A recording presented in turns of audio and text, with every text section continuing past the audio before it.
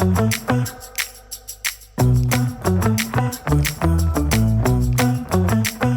everyone, welcome back to another episode of Pipe Dream and our 100 in 100 series. I am very excited to be joined today by Gabe Lullo, CEO of AlleyOop and podcast host of an amazing show called Do the Hard Things.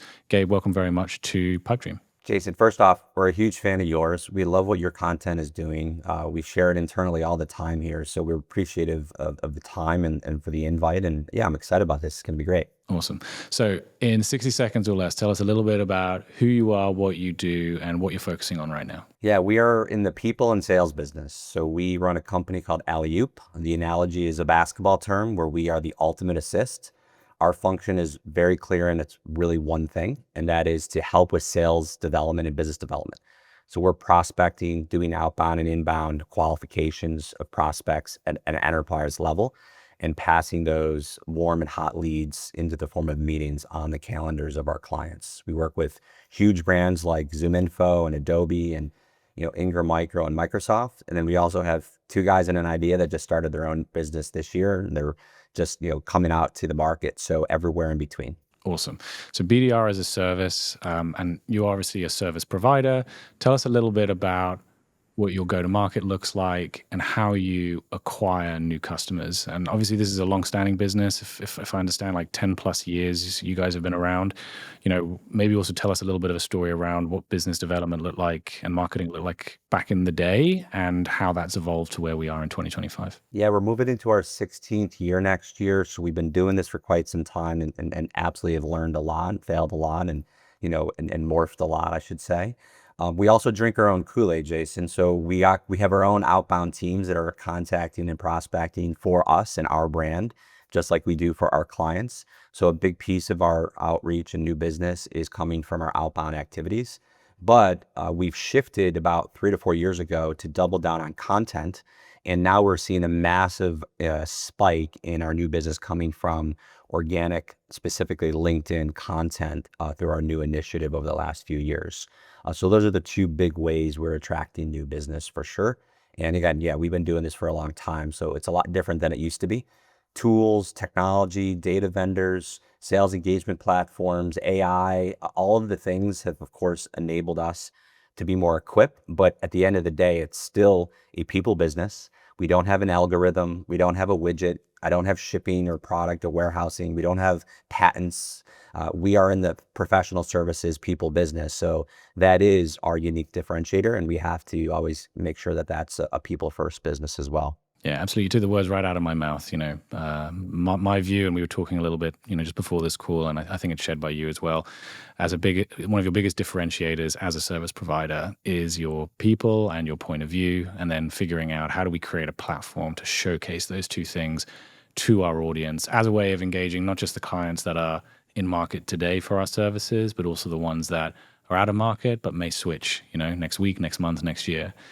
I'm keen to dig a little bit into the LinkedIn piece. We speak to a lot of brands every day who are looking for the cheat code for LinkedIn. How do we make it work for our organization? How do we use it to generate leads?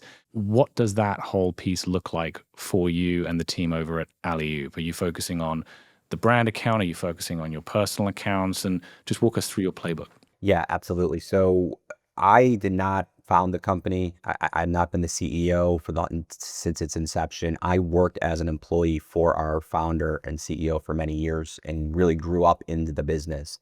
I took over as CEO 4 years ago, and I knew that announcement and the goals that we had, we needed to make a big splash in the market. And we didn't know what to do. So we started working with some partners and friends of ours that know this space when it comes to social. And we just started posting on LinkedIn. We aggregated essentially all of our employees' profiles on LinkedIn and combined them into 25,000 followers across all of our employees' personal profiles. And so that was our number. Today, we have 1.2 million followers across all of our employees. And it is very intentional. I'm posting twice a day, every day. We have 15 employees that work directly for us, full-time jobs. This is not their job, but we video diary their work life here. and we put that out on the internet, just like you would expect a reality show, or it's not as entertaining as a reality show, but a documentary, if you will, and it's all organic. Frankly, Jason, I don't even look at our company page anymore. I care about what my personal brand is, and most importantly, I care about what my employees' personal brand is, and we support them in ways to be their own personal brand and not a commercial for our company. And the organic approach has been able to amass over 1 million followers. Now, there's a whole nother level when it comes to the DMs, which we can get into a little bit later if you like. But when it comes to creating a brand, that's how we've been able to do it, with posting organic social content across people that are excited about it, and we support them. Yeah, that's awesome. And I almost kind of want to like just take a slight forensic look at the journey Sure. from, hiring the right people who can kind of feed into this kind of strategy, and all the way to like how do you set them up for success. And so, like, starting at the start, is it part of your hiring process? A consideration around, does this person have the aptitude and the enthusiasm and the willingness to essentially loan us their personal brand for the time that they're working for AlleyOop, as a means of growing our brand awareness and acquiring new customers? What kind of like characteristics are you looking for? It's funny. I actually just hired another recruiter on our team. And this morning, I just looked at the content submission of a new candidate who wants to be a recruiter at our company. And we actually require them to submit what they would post and how they would post on social in the interview process now. Now, they're not required to do it. We do ask them, hey, do you have interest in doing social media? And if they are, and it's exciting to them, then we want to see what that would look like. So we don't, again, force it, but we do search and find people who are passionate about it and interested about it, and then foster that. So we are looking for people who would like to be on camera like you and I, doing conversations like this, writing posts. And we look at their personal social media, like, are they having fun on Instagram or TikTok or doing stuff online? And if they do you want to parlay that into your work life social media? And if it's yes, we really get excited about that and we encourage it. So there's like an intentionality kind of at the start of the whole process. And as you say, it's not about forcing people to do things that they're uncomfortable with. It's almost like a kind of, light qualification criteria, I would imagine, in the people that you're hiring. If they're showing that aptitude and enthusiasm to be a voice for AlleyOop, that plays in their favor. Okay, so they're now hired. They're in the business. How do you set them up for success? So how do you kind of embed them into not just like posting random stuff and hoping something sticks, but into a process, into a line of messaging that ultimately is like feeding back into what it is that your objectives are and what you're trying to achieve? Yeah. So again, we weren't knowing what we were doing. So we came to a company like yours, and for the audience members, call Jason if you want to know how to start doing this. But the reality is we started with an agency that helped us structure it all. It got to the point where it was so important and so big that we actually took that agency over, and we hired that agency full time. We bought the opportunity and brought it in house. Awesome. So structurally, we have a videographer who edits all of our videos full time. We have copywriters that are writing posts and framework of posts full time. And then we have a marketing director that's organizing the content in the form of consistent posts across these individuals. So we do internal podcasts in-house like this, but no one will ever see it. It's not a true podcast, but it's an in-house podcast where we're asking questions. Those questions are prepared to our employees. So we do these sessions throughout the month.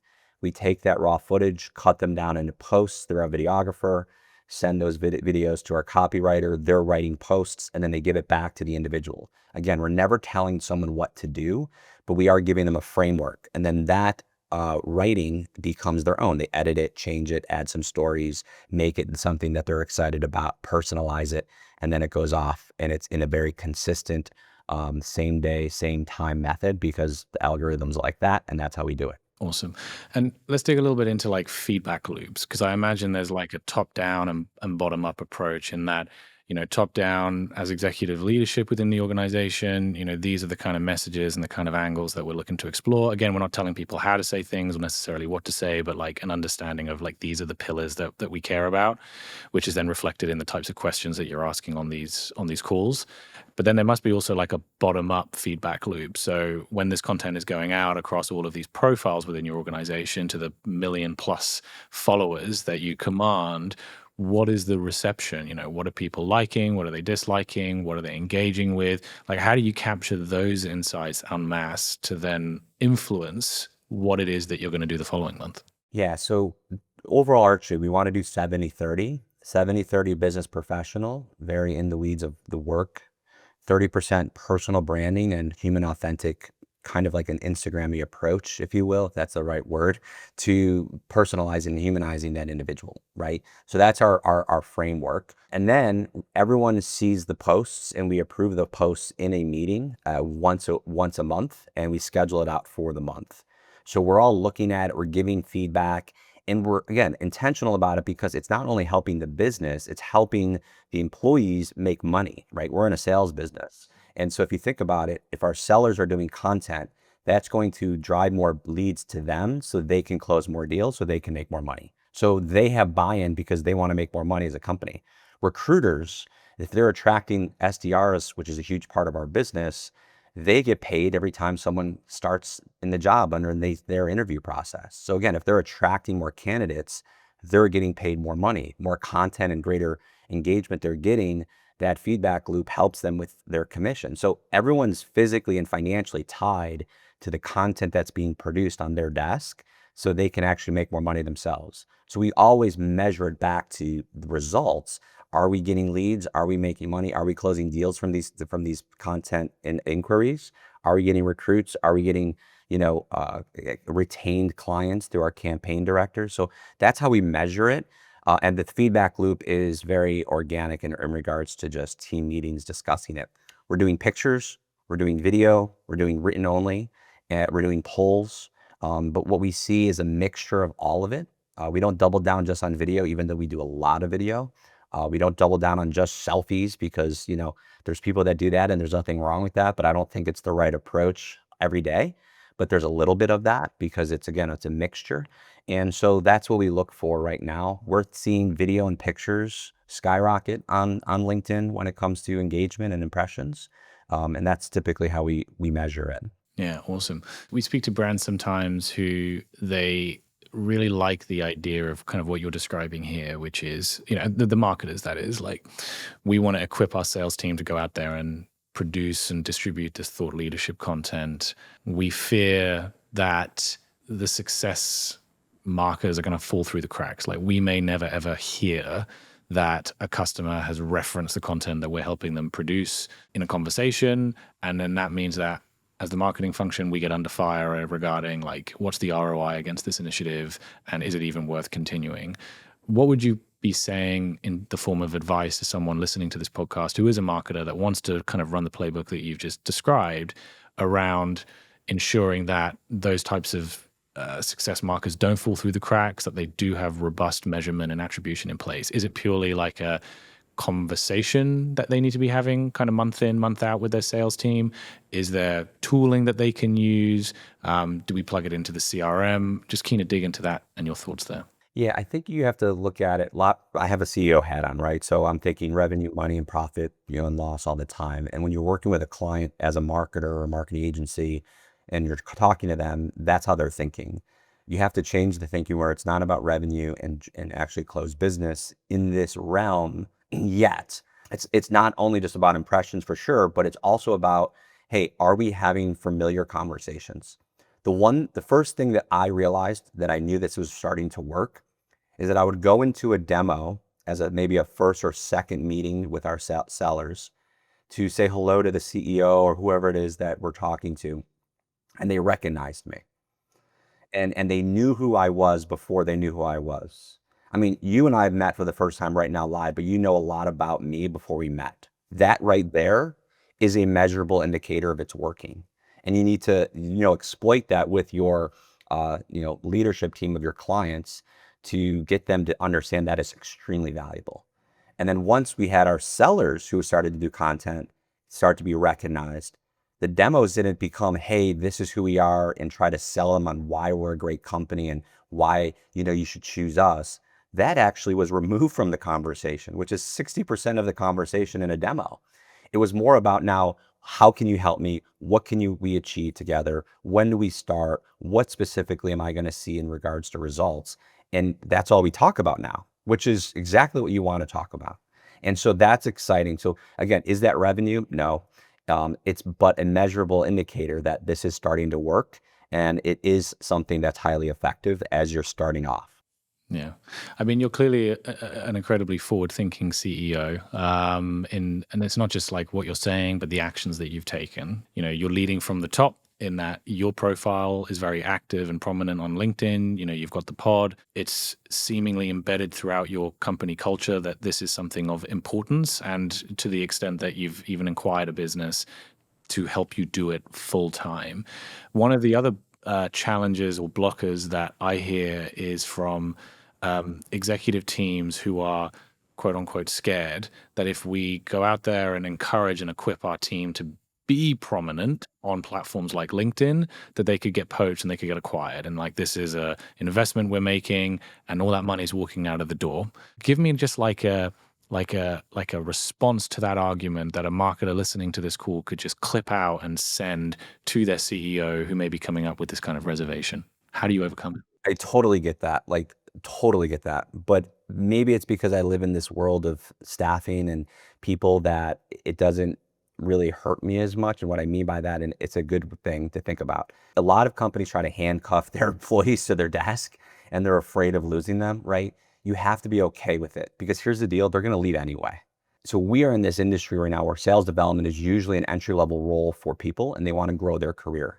It's actually baked into our business model that our clients can hire our reps if they want to convert them into full-time sellers, which is the natural progression in our career path and in our industry. So we actually get paid when people leave us, and we designed that because people did start leaving us and our clients did start poaching our reps. And I was getting mad about it, but I'm like, why am I getting mad about this? This is natural. So let's build a business model around it, which we did, and we haven't looked back. But to the people who are reserved about getting their teams to start talking, the reality is they're going to be entertaining opportunities anyway. But if you build a culture around encouraging them to do that, chances are those companies that are trying to poach them, right, aren't doing that, and they'll stay with you because they like the culture that you've already built versus what it is that is on the other side of the fence. I always say grass isn't greener on the other side. It's green where you water it. But at the end of the day, encouraging them to be themselves and supporting them to do content, I think actually retains them versus what most people think is the opposite, where they would leave. Yeah, no, I couldn't agree more, and I love that, especially the grass is always greener phrase. I think I might get that printed on a t-shirt. So we're recording this at the beginning of Q4. What does 2026 look like for AlleyOop in regards to your owned media strategy? What other investments are you making? Where else are you going to be? What other bets are you going to be making in terms of building out this program and on the success that you've already experienced? So we've started this shift where we're taking the content side and bringing that same, FaceTime, if you will, and same humanization, if you will, into the DMs. Because the reality is that LinkedIn right now specifically is just buried with automation all day long. It's becoming the email inbox of the next decade. I get automations all day on LinkedIn. I don't know about you, but it's crazy, and it's mostly AI focused. So we're doing these great videos, we're doing these great pictures, we're creating these amazing human leaders, thought leaders, experts, subject matter experts on the feed. How do we bring it into real life conversations and generate actual, one-on-one convos? That's what we're doubling down on right now. And we've actually co-designed some tools to help us do that and stand out between all of this AI automation that's happening, and it's resonating in a big, big way. So we're invested in technology, we're investing in strategy, and we're taking those conversations off the feed and into DMs, which turn into revenue faster, actually. That's awesome. Gabe, this has been a fascinating conversation. I think we're going to have to bring you back onto Pipedream in a year's time to hear how that DM initiative plays out. I'm sure it's going to be as successful as everything else that you've done for your own media strategy so far. Where can people learn more about you? Well, you heard it right, LinkedIn. So if Surprisingly. you want, there you go. If you want to reach out, just send me a DM, ironically, and we'll connect and love to chat with you more. Or I have about 4,000 videos on my profile. You can take a look at what we're all about, and we can go from there. Awesome. Gabe, this has been fantastic. Thank you so much. And thank you very much for coming on to Pipedream. Thank you so much, Jason. Awesome.